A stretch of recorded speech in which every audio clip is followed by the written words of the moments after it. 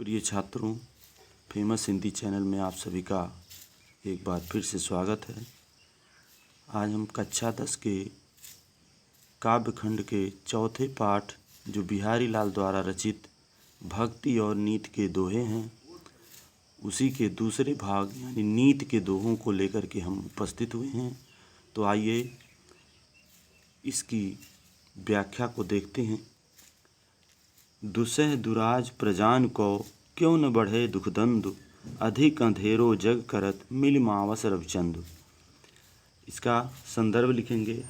प्रस्तुत पद्यांश बिहारी लाल द्वारा रचित बिहारी सतसई से हमारी पाठ्य पुस्तक हिंदी के काव्य खंड में संकलित नीति नामक शीर्षक से उद्धृत है। अब आइए इसका प्रसंग लिखते हैं। प्रस्तुत दोहे में दो राजाओं के शासन से उत्पन्न होने वाले कष्टों का वर्णन किया गया है या उत्पन्न होने वाले दुखों का वर्णन किया गया है। ये कठिन शब्द को देखते हैं। दुसह है असहन, दुसह का मतलब होता है असह या असहनीय। दुराज मतलब दोहरा शासन। दुख दंड का मतलब होता है दुख और कलह, दुख और कलह, या आप कह सकते हैं दुख और संघर्ष भी कह सकते हैं। और इसके बाद देखते हैं मावस, मावस मतलब होता है अमावस्या। अब आइए इसके व्याख्या को देखते हैं। कवि कहते हैं कि एक ही राज्य में जब दो राजाओं का शासन हो जाएगा तो वहाँ की प्रजा को दुख और संघर्ष अत्यधिक झेलना पड़ेगा। यानी वहाँ की प्रजा के दुख और संघर्ष अत्यधिक बढ़ जाएंगे। दोहरे शासन से, दो राजाओं के शासन से प्रजा उसी प्रकार दुखी हो जाती है जिस प्रकार अधिक अंधेरो जग करत मिल मावस रविचंद, जिस प्रकार अमावस्या के दिन सूर्य और चंद्रमा एक ही रास में मिलकर संसार को गहन अंधकार से भर देते हैं। फिर से एक बार सुन लीजिए व्याख्या। आप कवि कहते हैं कि जब एक ही राज्य पर दो राजाओं का शासन हो जाएगा तो वहाँ के प्रजा के दुख और संघर्ष अत्यधिक बढ़ जाएंगे। दोहरे शासन से प्रजा उसी प्रकार दुखी हो जाती है जिस प्रकार अमावस्या के दिन सूर्य और चंद्रमा एक ही राशि से मिल जाते हैं और पूरे संसार को घने अंधकार से भर देते हैं। अब आइए इसका काव्य सौंदर्य देखते हैं। काव्य सौंदर्य आपका हो जाएगा भाषा ब्रज, शैली मुक्तक, छंद हो जाएगा दोहा, रस हो जाएगा शांत, अलंकार हो जाएगा श्लेष और गुण हो जाएगा प्रसाद। अब आइए दूसरे दोहे की ओर चलते हैं। दूसरा है बसै बुराई जासु तन ताही को सम्मान, भलो भलो कह छोड़िए खोटे ग्रह जपदान। इसका भी संदर्भ आप वही लिखेंगे, प्रसंग आप लिखेंगे कि प्रस्तुत दोहे में सत्य को उद्घाटित किया गया है कि संसार में दुष्ट व्यक्ति की बहुत आदर होता है और उसके अनिष्ट कार्यों से बचा जा सकता है। यानी उसका आदर करके ही उसके अनिष्ट कार्यों से बचा जा सकता है। फिर से सुन लीजिए। प्रस्तुत दोहे में सत्य को उद्घाटित किया गया है कि संसार में दुष्ट व्यक्ति का ही आदर होता है जिससे उसके अनिष्ट कार्यों से बचा जा सकता है, इसलिए उसका आदर करते हैं। ठीक है, आगे देखिए इसका व्याख्या देखते हैं। पहले इसके कठिन शब्द को देख लेते हैं। बसे बुराई जास तन ताही को सम्मान, सम्मान मतलब आदर या सम्मान। खोटे ग्रह जो बुरे ग्रह हैं यानी अनिष्टकारी ग्रह, जैसे शनि राहु केतु मंगल, ये सब अनिष्टकारी ग्रह हैं, इनको खोटे ग्रह कहा जाता है। अब आइए इसके व्याख्या को देखते हैं। बिहारी लाल जी कहते हैं बसे बुराई जासुतन, बिहारी लाल जी कहते हैं जो आदमी बुरा है, जिसके हृदय में बुराई निवास करती है, इस संसार में उसी की प्रतिष्ठा होती है, उसी का सम्मान होता है। क्योंकि यदि बुराई वह छोड़ भी दे तब भी लोग उससे डरते हैं। यह संसार का नियम है कि भलो भलो कह छोड़िए, अच्छे ग्रहों को भला कहकर या अच्छा कहकर छोड़ दिया जाता है। किंतु खोटे ग्रह जपदान, किंतु खोटे ग्रह जो होते हैं, बुरे अनिष्टकारी ग्रह हैं, जैसे शनि, राहु, केतु, मंगल, इन ग्रहों को उनके खोटेपन के कारण, उनकी बुराई के कारण ही उनकी पूजा की जाती है। एक बार फिर से इसको सुन लीजिए। बसे बुराई जास तन ताही को सम्मान। बिहारी लाल जी कहते हैं कि जो आदमी बुरा है और जिसके हृदय में बुराई निवास करती है, इस संसार में उसी की प्रतिष्ठा होती है, उसी का सम्मान होता है। क्योंकि यदि वह बुराई करना छोड़ भी दे तब भी लोग उससे डरते हैं। ये संसार का नियम है कि अच्छे ग्रहों को भलो भलो भलो कह छोड़िए, अच्छे ग्रहों को अच्छा कहकर छोड़ दिया जाता है। किंतु खोटे ग्रह जब जप दान, क्योंकि जो अनिष्टकारी ग्रह हैं, खोटे ग्रह हैं, जैसे शनि, राहु, केतु, मंगल आदि, इनको इनके खोटेपन के कारण, इनके अनिष्ट या बुरे होने के कारण इन्हीं की पूजा संसार में की जाती है। अब आइए इसका काव्य सौंदर्य देखते हैं। भाषा ब्रज हो जाएगा, शैली मुक्तक, छंद दोहा, रस हो जाएगा शांत, और गुण हो जाएगा प्रसाद, अलंकार इसमें हो जाएगा अनुप्रास। अब आइए तीसरे दोहे की ओर चलते हैं।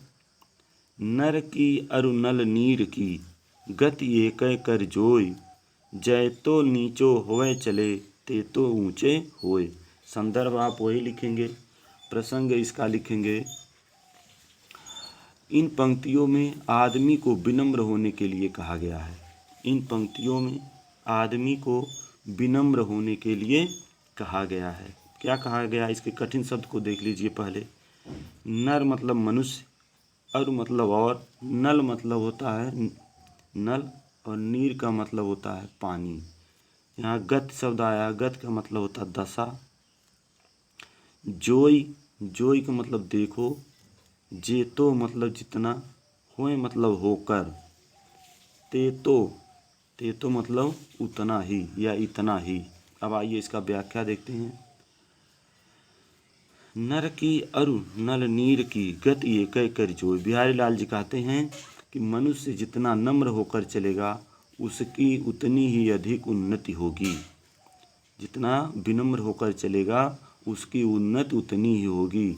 इस तथ्य को, इस बात को वह नल के जल की चाल के द्वारा समझाते हुए कहते हैं मनुष्य नर की और नल नीर की, मनुष्य की और नल के जल की दशा एक ही समझनी चाहिए। मनुष्य की और नल के जल की स्थिति एक ही समझनी चाहिए। जिस प्रकार नल जितने नीचे स्थान में रहेगा उतना ही उसका जल ऊपर चढ़ेगा। जितना ही नीचे नल रहेगा उसका जल उतना ही ऊपर चढ़ेगा। उसी प्रकार मनुष्य भी जितना नम्र होकर चलेगा उतना ही वह उन्नति करेगा। फिर से एक बार देख लीजिए। आप ऐसे भी कह सकते हैं कि बिहारी लाल जी कहते हैं कि मनुष्य, व्याख्या आप ऐसे लिख दीजिएगा। बिहारी लाल जी कहते हैं मनुष्य और नल के जल या नल के पानी की दशा एक जैसी समझनी चाहिए। जिस प्रकार नल जितने नीचे स्थान पर रहेगा उतना ही वो उसका जल ऊपर चढ़ेगा। उसी प्रकार मनुष्य भी जितना विनम्र होकर चलेगा उतना ही वह उन्नति करेगा। आइए इसके काव्य सौंदर्य को देख लेते हैं। काव्य सौंदर्य में भाषा ब्रज हो जाएगा, शैली मुक्तक, रस शांत, छंद दोहा, गुण प्रसाद, अलंकार हो जाएगा उपमा। अब आइए इसके अगले दोहे की ओर चलते हैं। बढ़त बढ़त संपत्ति सलिल, मन सरोज बढ़ जाए, घटत घटत सु न फिर घटे, बर समूल कुमलाए। संदर्भ आपका वही हो जाएगा और इसका प्रसंग आप लिखेंगे कि प्रस्तुत दोहे में कवि ने धन के बढ़ने पर मन पर पड़ने वाले प्रभाव का वर्णन किया है। प्रस्तुत दोहे में कवि ने धन के बढ़ने पर मन पर पड़ने वाले प्रभाव का वर्णन किया है। अब आइए इसके कठिन शब्द को देखिए। संपत्ति सलुल मतलब धन रूपी जल, मन सरोज मन रूपी कमल, बरु बर मतलब होता है चाहे, समूल का मतलब जड़ सहित, कुम्भलाग मतलब मुरझा जाना या मुरझा जाता है। अब आइए इसके व्याख्या को देखते हैं। बढ़त बढ़त संपत्ति सलिल, मन सरोज बढ़ जाए। इसमें बिहारी लाल जी कहते हैं कि संपत्ति रूपी जल के बढ़ते रहने से मन रूपी कमल भी बढ़ जाता है। संपत्ति रूपी जल के बढ़ने से मन रूपी कमल भी बढ़ जाता है, किंतु जब संपत्ति रूपी जल घटना प्रारंभ कर देता है, घटत घटत सूने फिर घटे, और जब घटना प्रारंभ कर देता है तो मन रूपी कमल नीचे नहीं जाता बल्कि जड़ सहित ही नष्ट हो जाता है, सूख जाता है। अर्थात धन की कमी होने पर बढ़ा हुआ मन हीन नहीं होता बल्कि नष्ट हो जाता है। फिर से एक बार सुन लीजिए व्याख्या। बिहारी लाल जी कहते हैं कि संपत्ति रूपी जल के बढ़ते रहने से मन रूपी कमल भी बढ़ जाता है, किंतु जब संपत्ति रूपी जल घटना प्रारंभ करता है तो मन रूपी कमल नीचे नहीं आता, अर्थात घटता नहीं है बल्कि वह जड़ सहित ही नष्ट हो जाता है। अर्थात धन की कमी होने पर बढ़ा हुआ मन हीन नहीं होता बल्कि नष्ट हो जाता है। अब आइए इसका काव्य सौंदर्य देखते हैं।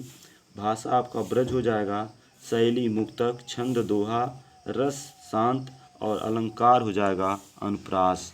अब आइए अगले दोहे की ओर चलते हैं।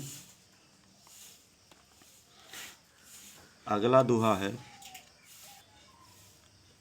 जो चाहत चटक न घटे, मैलो होय न मित, रज राजसु न छुआय तो, नेह चीकनो चित्त। इसमें भी आप संदर्भ वही लिखेंगे और प्रसंग इसका लिख देंगे कि प्रस्तुत दोहे में कवि ने बताया है कि गर्व और रजोगुण मित्रता को मलिन कर देते हैं। गर्व यानी अभिमान और रजोगुण मित्रता को मलिन कर देते हैं, गंदा कर देते हैं। अब आइए इसके कठिन शब्द को देख लेते हैं। कठिन शब्द है मित्र, शब्द आया है यहाँ। मित्र मतलब होता है मित्र। चटक, चटक का मतलब होता है चटकीलापन। रज मतलब होता है धूल। राजस मतलब रजोगुण। नेह मतलब प्रेम। चीकनु मतलब चिकना। अब आइए इसका व्याख्या देखते हैं।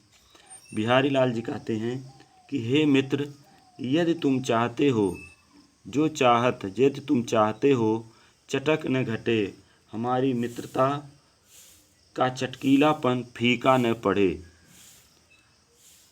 मैली हो मित्रता की चमक जो है वो फीका न पड़े, चटकीलापन फीका न पड़े, मित्रता यथावत बनी रहे, जैसी की तैसी बनी रहे।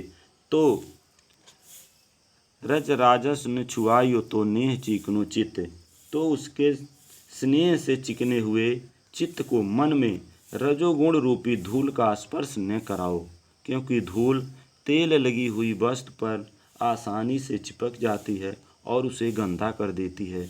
उसी प्रकार गर्व और रजोगुण का प्रभाव मित्रता को मलिन बना देता है। फिर से एक बार सुन लीजिए इसका।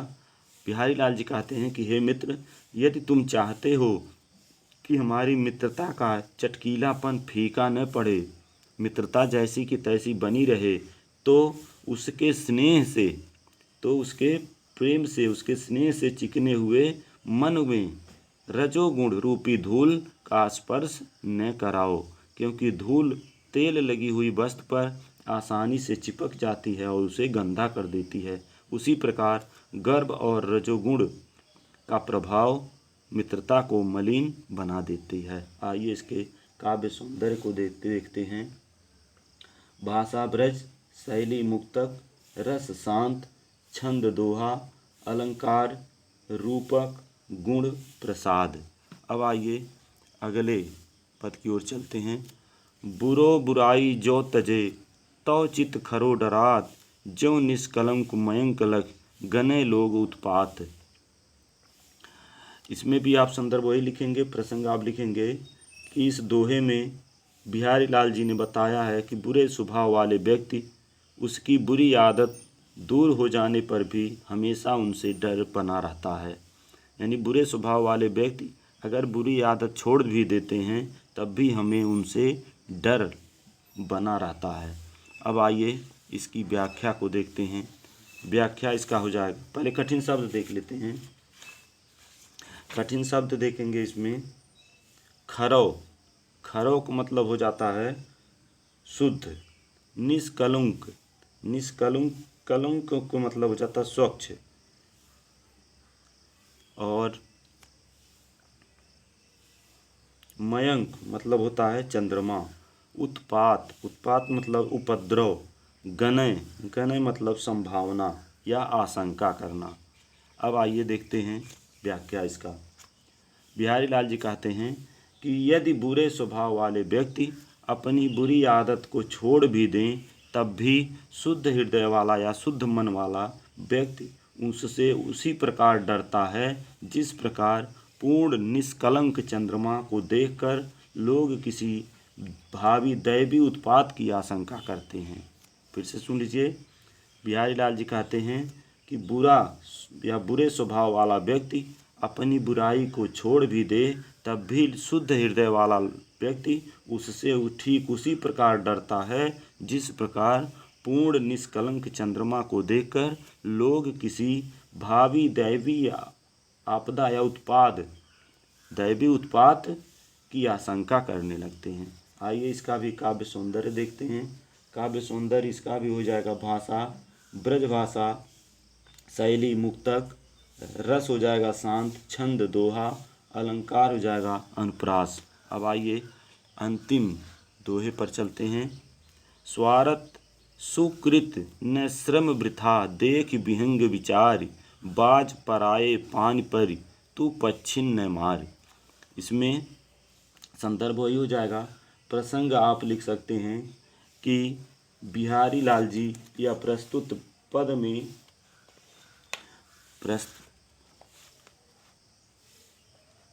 प्रस्तुत दोहे में बिहारी लाल जी ने कहा है कि किसी दुष्ट स्वामी के सेवक को जो अपने दुष्ट स्वामी के लिए अपने लोगों को कष्ट देता है उस पर अन्योक्त करते हुए कहते हैं। बिहारी लाल जी उस व्यक्ति यानी जो दुष्ट व्यक्ति है जो अपने स्वामी के सेवक को या अपने दुष्ट स्वामी के लिए अपने ही लोगों को कष्ट देता है। आप ऐसे ही कर सकते हैं प्रसंग कि जो अपने स्वामी के लिए अपने ही लोगों को कष्ट देता है, उस पर अन्योक्त किया गया है। या आप ऐसे सीधे लिख सकते हैं कि अन्योक्त के माध्यम से बिहारी लाल जी कहते हैं कि दुष्ट स्वामी के सेवक को जो अपने दुष्ट स्वामी के लिए अपने ही लोगों को कष्ट देता है। आगे देखिए व्याख्या इसका। पहले कठिन शब्द देख लेते हैं। स्वार्थ सुकृत, स्वार्थ सुकृत का मतलब हो जाता है अपनी भलाई। स्वार्थ मतलब अपनी भलाई, सुकृत मतलब सुयश, विहंग मतलब होता है पक्षी, और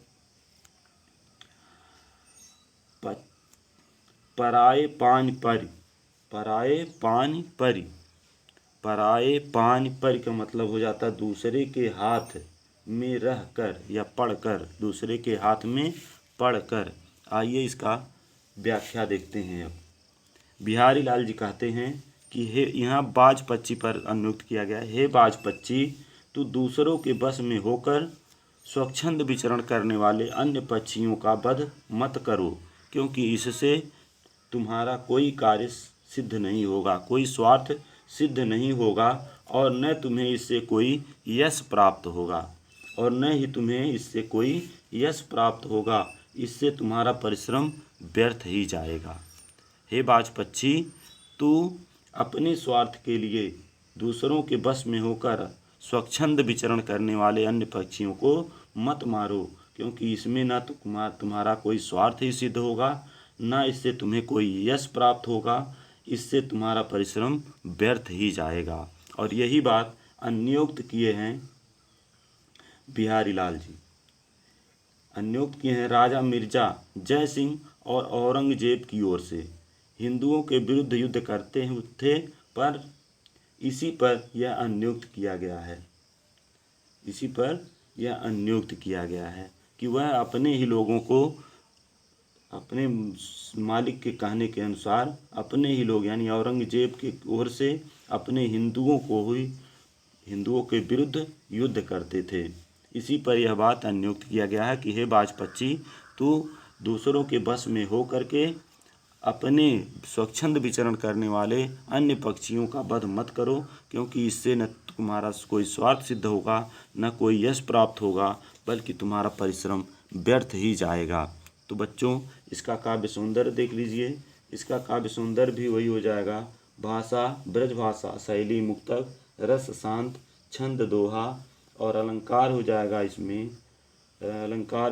इसमें श्लेष अलंकार हो जाएगा, या अन्योक्त अलंकार भी इसमें है, और गुण हो जाएगा प्रसाद। इस तरह से बच्चों, यह बिहारी लाल जी का जो भक्ति और नीति का हमारा पाठ था वह समाप्त हुआ।